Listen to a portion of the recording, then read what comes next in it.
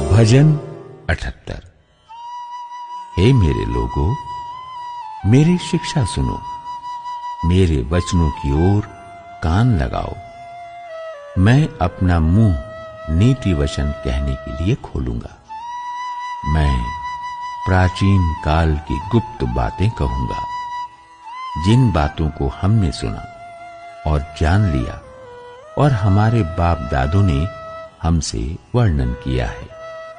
उन्हें हम उनकी संतान से गुप्त न रखेंगे, परंतु होनहार पीढ़ी के लोगों से यहोवा का गुणानुवाद और उसकी सामर्थ्य और आश्चर्य कर्मों का वर्णन करेंगे। उसने तो याकूब में एक चितौनी ठहराई और इज़राइल में एक व्यवस्था चलाई, जिसके विषय उसने हमारे पितरों को आज्ञा दी कि तुम इन्हें अपने अपने बाल बच्चों को बताना, कि आने वाली पीढ़ी के लोग अर्थात जो बच्चे उत्पन्न होने वाले हैं वे इन्हें जाने और अपने अपने बाल बच्चों से इनका बखान करने में उद्यत हों, जिससे वे परमेश्वर का भरोसा रखें और परमेश्वर के बड़े कामों को भूल न जाएं, परंतु उनकी आज्ञाओं का पालन करते रहें और अपने पितरों के समान न हों, क्योंकि उस पीढ़ी के लोग तो हठीले और झगड़ालू थे और उन्होंने अपना मन स्थिर न किया था और न उनकी आत्मा परमेश्वर की ओर सच्ची रही। एप्रैमियों ने तो शस्त्रधारी और धनुर्धारी होने पर भी युद्ध के समय पीठ दिखा दी। उन्होंने परमेश्वर की वाचा पूरी नहीं की और उसकी व्यवस्था पर चलने से इनकार किया। उन्होंने उसके बड़े कामों को और जो आश्चर्य कर्म उसने उनके सामने किए थे उनको भुला दिया। उसने तो उनके बाप दादों के सम्मुख मिस्र देश के सुवन के मैदान में अद्भुत कर्म किए थे। उसने समुद्र को 2 भाग करके उन्हें पार करा दिया और जल को ढेर के समान खड़ा कर दिया। उसने दिन को तो बादल के खंभे से और रात भर अग्नि के प्रकाश के द्वारा उनकी अगुवाई की। वो जंगल में चट्टाने फाड़कर उनको मानो गहरे जलाशयों से मनमाना पिलाता था।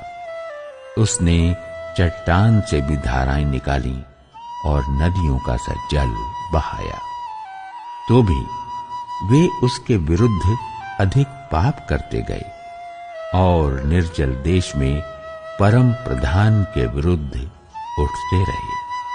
अपनी चाह के अनुसार भोजन मांगकर मन ही मन परमेश्वर की परीक्षा की। वे परमेश्वर के विरुद्ध बोले और कहने लगे, क्या परमेश्वर जंगल में मेज लगा सकता है?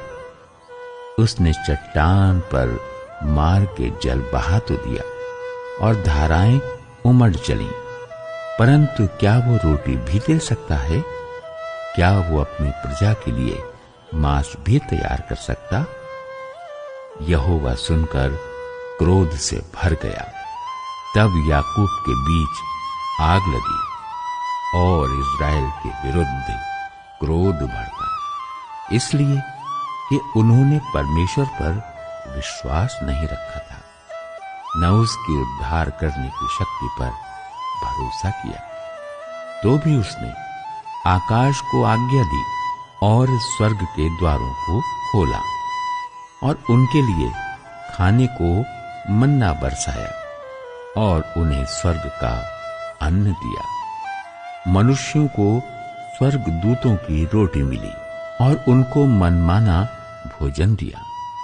उसने आकाश में पुरवाई को चलाया और अपनी शक्ति से दक्षिणी बहाई और उनके लिए मांस धूल के समान बहुत बरसाया और समुद्र के बालू के समान अनगिनत पक्षी भेजे और उनकी छावनी के बीच में उनके निवासों के चारों ओर गिराए। वे खाकर अति तृप्त हुए और उसने उनकी कामना पूरी की। उनकी कामना बनी ही रही। उनका भोजन उनके मुंह ही में था कि परमेश्वर का क्रोध उन पर भड़का और उसने उनके रिष्ट पुष्टों को घात किया और इज़राइल के जवानों को गिरा दिया। इतने पर भी वे और अधिक पाप करते गए और परमेश्वर के आश्चर्य कर्मों की प्रतीति न की। तब उसने उनके दिनों को व्यर्थ श्रम में और उनके वर्षों को घबराहट में कटवाया। जब वो उन्हें घात करने लगता तब वे उसको पूछते थे और फिर कर परमेश्वर को यत्न से खोजते थे। उनको स्मरण आता था कि परमेश्वर हमारी चट्टान है और परम प्रधान परमेश्वर हमारा छुड़ाने वाला है। तो भी उन्होंने उसकी चापलूसी की। वे उससे झूठ बोले क्योंकि उनका हृदय उसकी ओर दृढ़ न था, न वे उसकी वाचा के विषय सच्चे थे। परंतु वो जो दयालु है वो उनके अधर्म को ढांपता और उन्हें नष्ट नहीं करता। वो बार बार अपने क्रोध को ठंडा करता है और अपनी जलजलाहट को पूरी रीति से भड़कने नहीं देता। उसको स्मरण रहा कि ये नाशमान है, ये वायु के समान है जो चली जाती और लौट नहीं आती। उन्होंने कितनी ही बार जंगल में उससे बलवा किया और निर्जल देश में उसको उदास किया। वे बार बार परमेश्वर की परीक्षा करते थे और इज़राइल के पवित्र को खेदित करते थे। उन्होंने न तो उसका भुजबल स्मरण किया, न वो दिन जब उसने उनको द्रोही के वश से छुड़ाया था कि उसने कैसे अपने चिन्ह मिस्र में और अपने चमत्कार सुवन के मैदान में किए थे। उसने तो मिस्रियों की नदियों को लहू बना डाला और वे अपनी नदियों का जल पी न सके। उसने उनके बीच में डांस भेजे जिन्होंने उन्हें काट खाया और मेंढक भी भेजे जिन्होंने उनका बिगाड़ किया।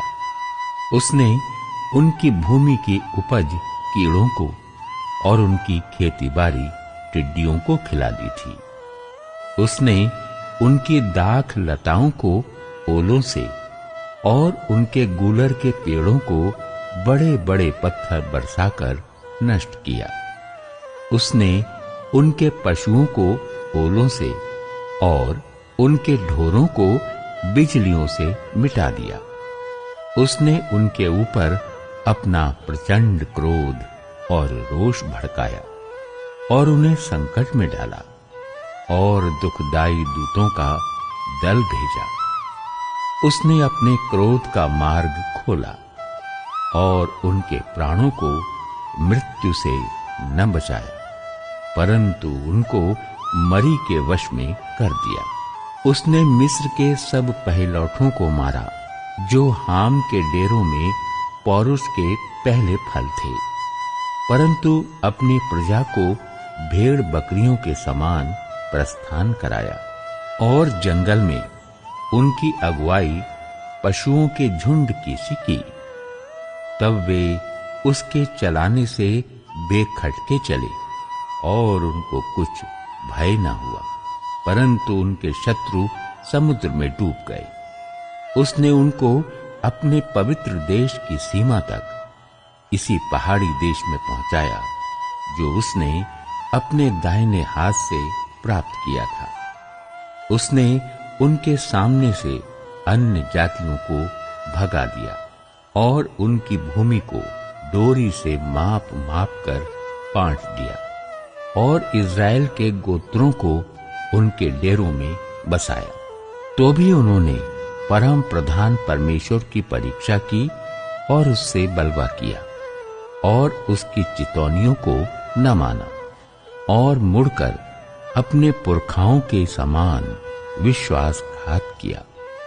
उन्होंने निकम्मे धनुष के समान धोखा दिया, क्योंकि उन्होंने ऊंचे स्थान बनाकर उसको रिस दिलाई और खुदी हुई मूर्तियों के द्वारा उसमें से जलन उपजाई। परमेश्वर सुनकर रोष से भर गया और उसने इज़राइल को बिल्कुल त्यज दिया।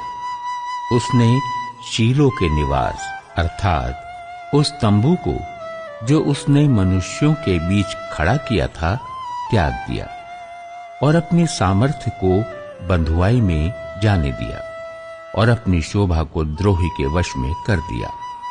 उसने अपनी प्रजा को तलवार से मरवा दिया और अपने निज भाग के विरुद्ध रोष से भर गया। उनके जवान आग से भस्म हुए और उनकी कुमारियों के विवाह के गीत न गाए गए। उनके याजक तलवार से मारे गए और उनकी विधवाएं रोने न पाईं। तब प्रभु मानो नींद से चौंक उठा और ऐसे वीर के समान उठा जो दाख मधु पीकर ललकारता हो। उसने अपने द्रोहियों को मारकर पीछे हटा दिया और उनकी सदा की नामधराई कराई। फिर उसने यूसुफ के तंबू को तज दिया और एप्रेम के गोत्र को न चुना, परंतु यहूदा ही के गोत्र को और अपने प्रिय सिय्योन पर्वत को चुन लिया। उसने अपने पवित्र स्थान को बहुत ऊंचा बना दिया और पृथ्वी के समान स्थिर बनाया, जिसकी नींव उसने सदा के लिए डाली है। फिर उसने अपने दास दाऊद को चुनकर भेड़शालाओं में से ले लिया। वो उसको बच्चे वाली भेड़ों के पीछे पीछे फिरने से ले आया कि वो उसकी प्रजा याकूब की अर्थात उसके निज भाग इज़राइल की चरवाही करे। तब उसने खरे मन से उनकी चरवाही की और अपने हाथ की कुशलता से उनकी अगुवाई की।